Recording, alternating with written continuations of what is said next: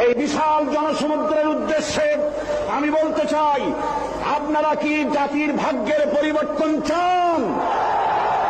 যদি তাই হয়, 4টি দলের 3টি দল দেখা হয়েছে, একটি দল দেখা হয় নাই।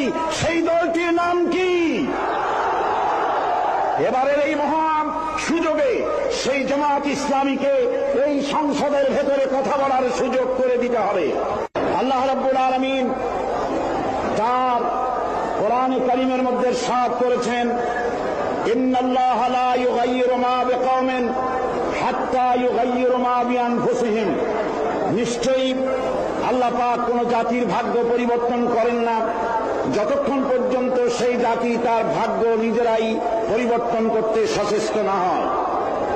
ভাগ্য পরিবর্তনের জন্য প্রয়োজন দেশের প্রচলিত আইনের পরিবর্তন, আর সে আইন হতে হবে আল্লাহ রাব্বুল আলামিনের আইন। দেশ স্বাধীনের পর আমাদের এই মঞ্চের পেছনে যে সংসদ ভবন রয়েছে, এই সংসদ ভবনে যারাই এসেছেন তারা এই জনগণের ভাগ্য পরিবর্তনের কাজ, কেউ এই কাজে হাত দেননি। অবশ্য আমাদের দেশে আর কোন জিনিসের উৎপাদন কম আর বেশি হোক না হোক, রাজনৈতিক দলের উৎপাদন খুবই বেশি।